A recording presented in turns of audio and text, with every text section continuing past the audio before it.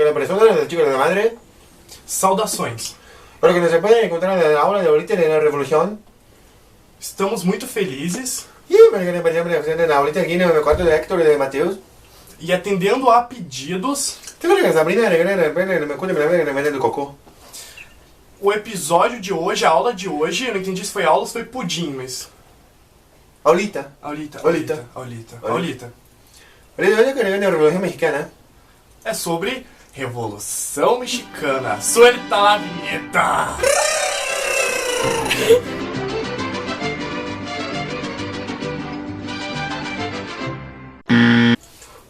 Senhoras e senhores, com muita paz no coração e cueca virada na boca, bom dia, boa tarde, boa noite, tudo bom? É isso aí.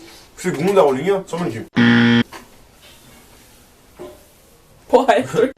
Segunda aulinha do canal. E hoje o tema é... Qual é o tema hoje? Hoje é Revolução Mexicana. Revolução Mexicana. Para os leigos é Revolução Mexicana. É isso aí.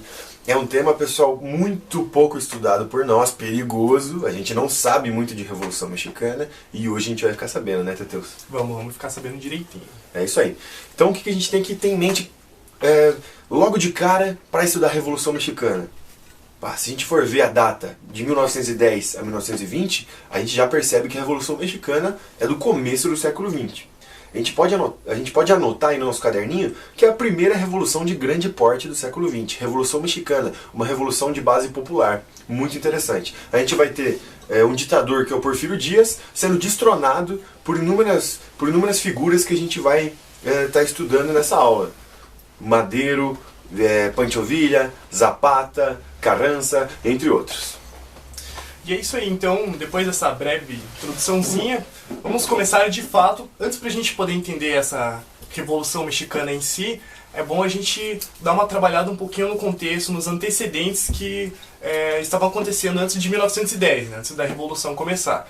Então, tudo começa quando o Porfírio Dias, esse cara, que é bastante importante a gente saber o nome, porque ele era general do exército. Quem que era Porfírio Dias? Então, primeiro vamos começar com a fotinha do Porfírio Dias. Pode colocar, nossa editora, a fotinha do Porfírio Dias na cara do Héctor. Na cara do Héctor, ou do lado dele. Esse é o Porfírio Dias. Obrigado, Samira. De nada.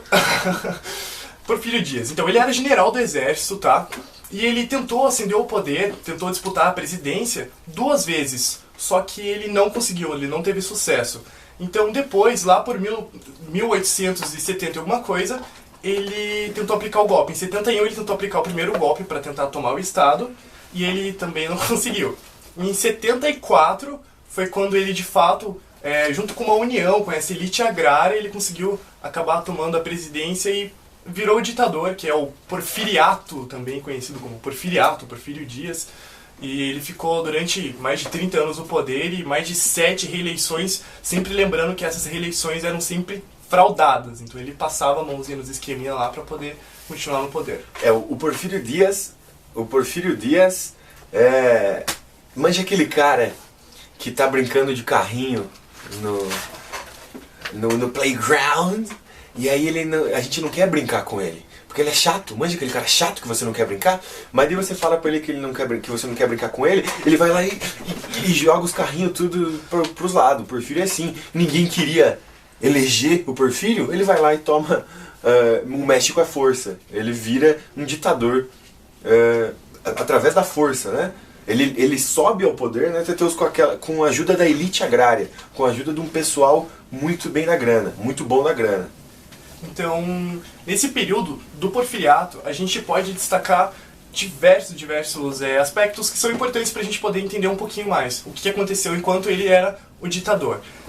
Primeiro de tudo que ele prevalecia muito as elites, principalmente a elite agrária. Assim, ele prevalecia muito essa elite agrária. E que mais? Ausência de democracia, ele tinha muito também influência norte-americana e europeia. Então eles eram bastante amiguinhos assim, e isso causava de certa forma aquela troca de interesse, sabe? Então ele sendo amiguinho, principalmente dos Estados Unidos, porque fica pertinho ali no mapa, o que acontecia? Os Estados Unidos chegava e injetava muita grana, muita grana durante o Porfiriato, durante o mandato do Porfírio Dias.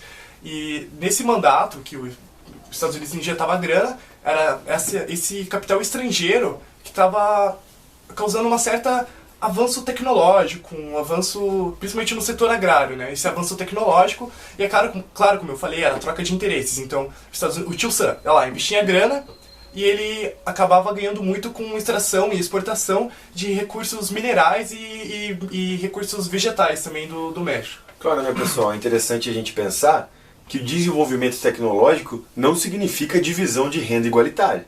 Você pode desenvolver o seu país através de dinheiro externo, de dinheiro estrangeiro, de financiamento dos Estados Unidos, mas não quer dizer que a riqueza gerada vai ser repartida entre os cidadãos. Então você vai ter que Porfírio Dias vai governar única e exclusivamente para as elites, tanto latifundiárias, quanto agrárias, quanto, enfim, industriais. Porfírio Dias volta seu governo para essas elites. Lembrando que ele se reelege, como o Teteus já falou, através de fraudes. E toda a oposição que é formada frente ao Porfírio Dias é totalmente silenciada através da força, através do militarismo. Então, como ele era bastante parceiro desses Estados Unidos, o que acontecia? Ele acabava ficando muito dependente dessa economia, ele ficava muito à deriva da economia e da situação financeira dos Estados Unidos. O porquê que acontece isso? Eu sou o México aqui, eu estou vendendo cueca virada pro Hector. Eu sou o único vendedor de cueca virada pro Hector. E o Hector está comprando muitas cuecas viradas de mim. Só que o problema é que, de repente, a bolsa do Hector atrasa. Nossa, está sem grana. Eu sou bolsista. Aí minha bolsa atrasa. Pra quem que eu vou vender? Entendeu? Se eu sou o único e exclusivo vendedor e o Hector é meu comprador, eu não consigo sustentar essa economia. Então a gente acaba sofrendo essas derivas, essas variações do nosso comprador, que no caso é Estados Unidos e o México. Então acaba influenciando muito na diminuição de salários, na inflação de preços, desemprego.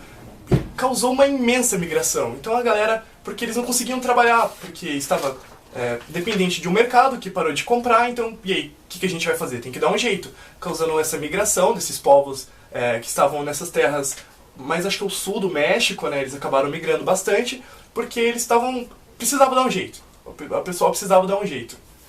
O fato é, pessoal, que a gente explicou aqui com palavras difíceis, mas o fato é que Porfírio, ele governava tanto para as elites, que há um ato que ele toma em seu governo que é conhecido pela Lei de Desamortização de Terras. O que é isso? Ele toma terras que ele julga improdutivas, terras de indígenas, terras de camponeses, para dar para grandes latifundiários. Ele tira a terra, ele rouba essas terras, ele confisca essas terras e dá para grandes elites. Então o pessoal que é da baixa sociedade, o pessoal que é pobre, que é campesino, enfim, que é indígena, vai se ferrar na mão do Porfírio Dias. E claro, você sabe que quase 30 anos de governo do Porfírio vão engendrar uma revolta na população, óbvio. E essa revolta é que vai destronar Porfírio Dias. Porque a partir do momento que você perde suas terras, porque elas estão sendo desapropriadas, estão sendo leiloadas, mas um motivo para aquela grande migração. Então cria um sentimento de revolta, um nacionalismo muito grande que, como o Hector falou, influencia também nessa queda do ditador Porfírio Dias. Quem vai ser o cara que vai entrar no lugar de Porfírio Dias? Madeiro. Francisco Madeiro. Esse é o nome que você tem que lembrar. Claro, ele não vai entrar sozinho, ele não vai fazer as coisas sozinho. Ele vai começar a se opor a Porfírio Dias, vai ser preso por Porfírio Dias, porque lembra, Porfírio Dias não aceita oposição. Você lembra disso, né? A gente já falou. Vai ser preso. Depois que ele é preso, ele se autoexila no Texas. O Texas é o estado ali mais perto do México, o estado dos Estados Unidos, que é mais perto do México. E lá do Texas, ele vai bolar um plano para tomar o poder do Porfírio Dias. E esse plano, ele é conhecido como o Plano de San Luis de Potosí. San Luis de Potosí. San Luis de Potosí. Exatamente. E o que esse plano falava? Ele clamava o povo para que eles entrassem na luta, para eles se armassem e tentassem derrubar esse ditador no dia 20 de novembro. Isso também causou uma certa insegurança no ditador, no Porfírio Dias, porque você deu uma entrevista na época, não lembro se foi para uma revista ou para um jornal, mas acho que foi para o jornal. Foi pra Caras, foi pra revista Caras. Foi pra Isto É, Capricho. E ele disse que ele já estava cansado, afinal ele ficou 30 anos no poder, então a idade estava batendo e ele estava com medo de que acontecesse alguma revolta civil, alguma revolta armada, e foi o caso desse plano de São Luís de Potosí, que estava clamando o povo para tirar ele do poder. Bom, com esse plano do Madeiro para destronar Porfírio Dias, a gente vai observar que algumas guerrilhas vão ser formadas e vão ter lideranças muito importantes nesse processo de revolução. Quais guerrilhas eu estou falando? Principalmente as guerrilhas mais ao norte, lideradas por Pancho Villa, e mais ao sul, as guerrilhas lideradas por Emiliano Zapata. Esses dois caras são importantíssimos, porque eles vão sustentar todo aquele plano São Luís de Potosí que o Madeiro vai engendrar, né? E como o Porfírio Dias não tem mais como se sustentar no poder, ele renuncia, né? E quem tem um presidente ali temporário que convoca novas eleições, e quem ganha as eleições de maneira esmagadora é o Francisco Madeiro. Isso. Então, a partir do momento que Madeiro assume, o povo ele tá clamando, indo para essa reforma agrária, para essa maior redistribuição de terras que não aconteceu de forma alguma nesse governo, nesse período de governo do Porfírio Dias. Só que tem uma tretinha aí, teve um problema. Porque o Madeiro, ele falou e não rolou nada, assim. Então, o povo, ele acabou se aliando muito a essas elites agrárias. E deste modo ele acabou não ajudando esse pessoal que estava precisando de uma redistribuição de terras. Afinal, tinha muito camponês, assim. O México do século XIX, século XX, ele é muito campesiano. Campesino? Rural. Campesinos. Teteus, qual que é o diminutivo de México? Mexiquito.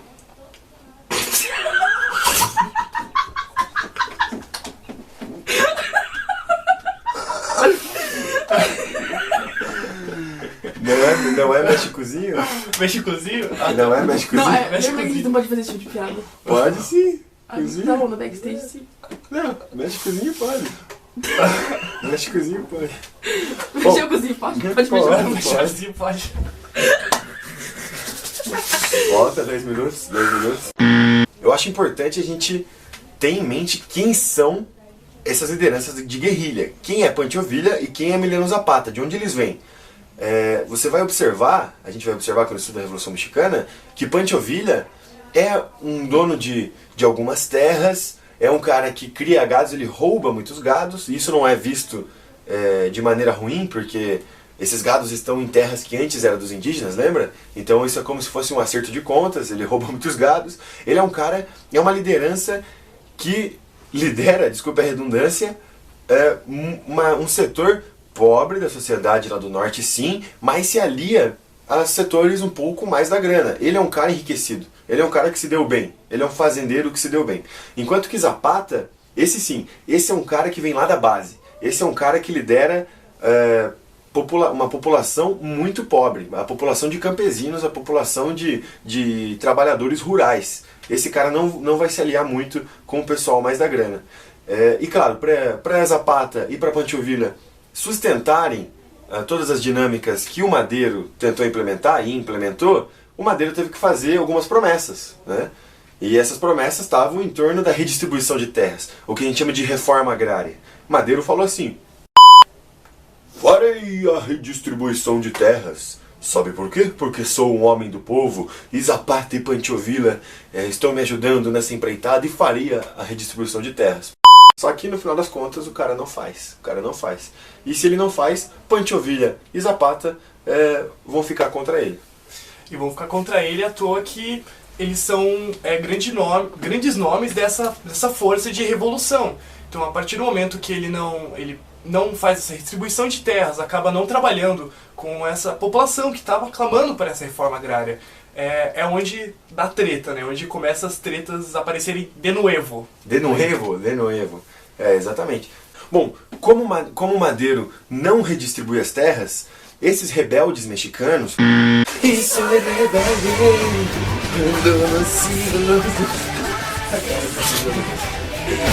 Esses rebeldes, liderados por Zapata e por Pancho Villa, são as principais lideranças, vão se rebelar contra Madero. Você está vendo que eles eram aliados de Madero, mas Madero não cumpre as promessas e agora eles estão contra Madero?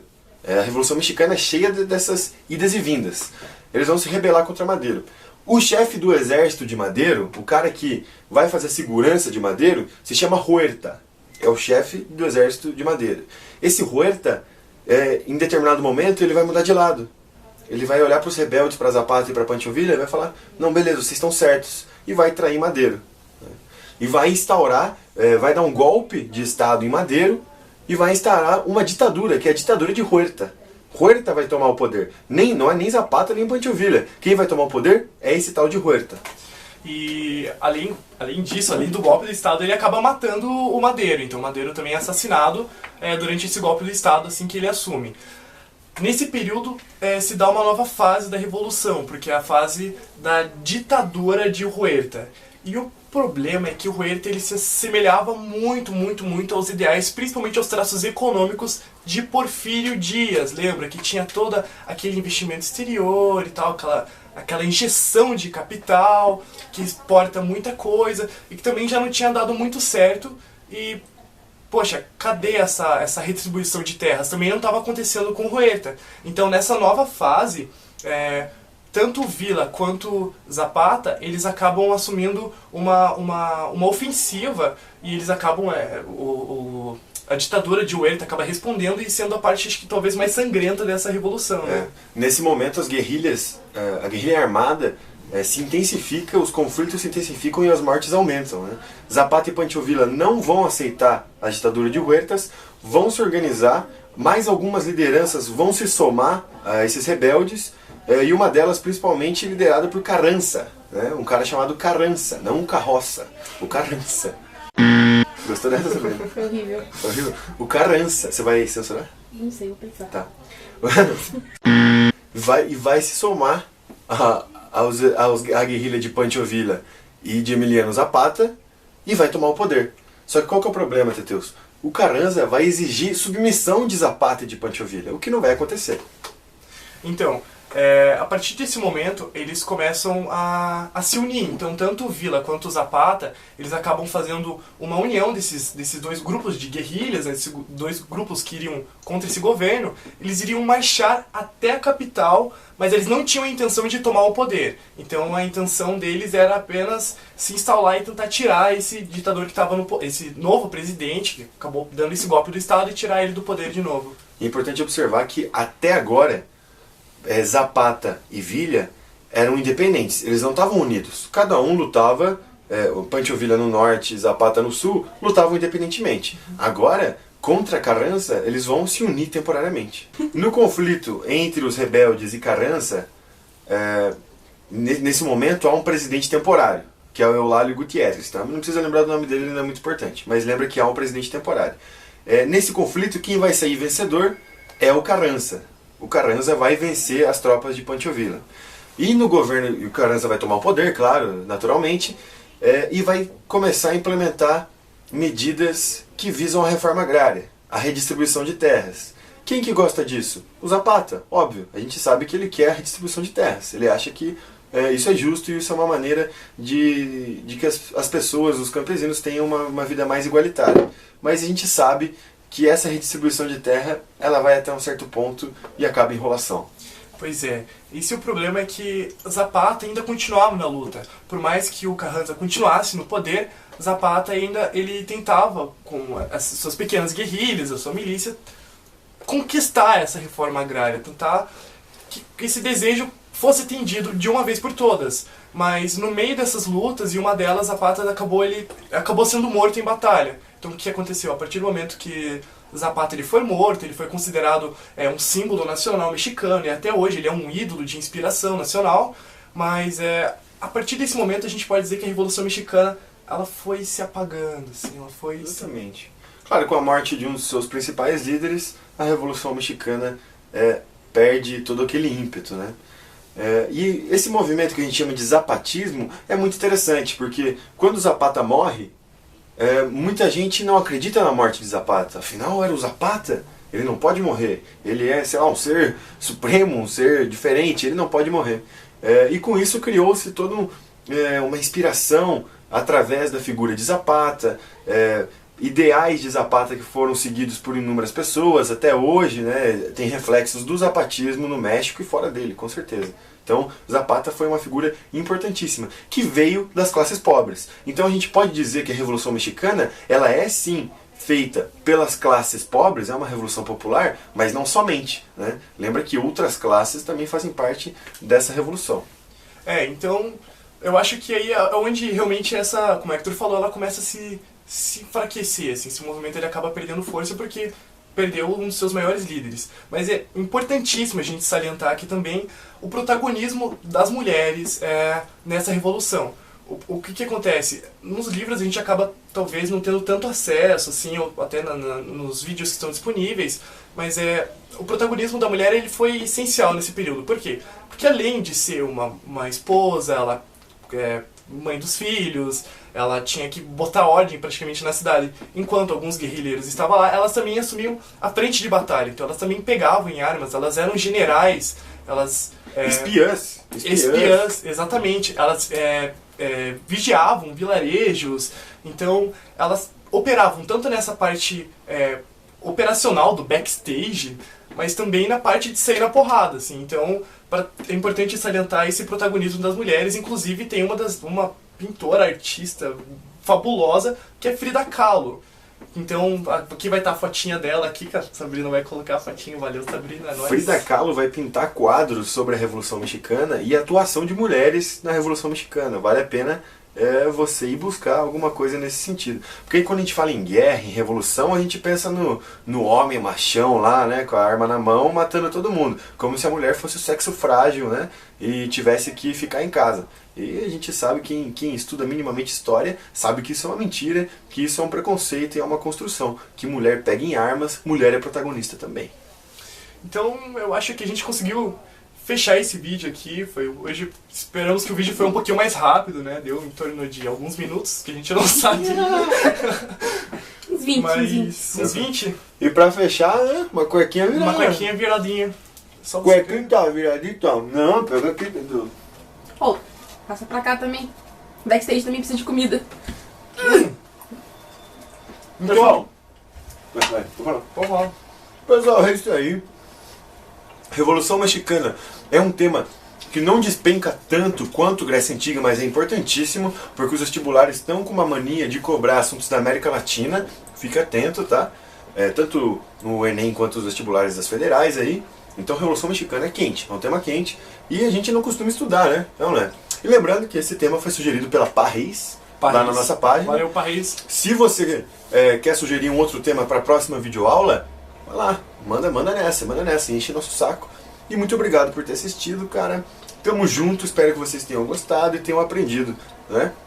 É isso aí, Teteus? É isso aí, então mande a sugestão pra gente, vamos estar esperando. Mais uma vez, obrigado a essa equipe fantástica que está envolvida aqui, ajudando a gente em todo o preparatório aqui. A Sabrina, a Gabi com a câmera, o Tiagão com o Facebook e todos os nossos amigos que estão curtindo, compartilhando. E faça isso, curta o vídeo, se inscreva no canal. Me cutuca! Cutuca o Hector no Facebook, porque a gente vai estar atualizando o vlog praticamente toda semana, e você vai estar sendo atualizando Isso. Com novos vídeos de história. Então, curta o vídeo, dê aquele joinha maroto, se inscreva no canal e vem com nós que vai dar boa. É isso aí, pessoal. Senhoras e senhores, com muita paz no coração, bom dia, boa tarde, boa noite. Falou!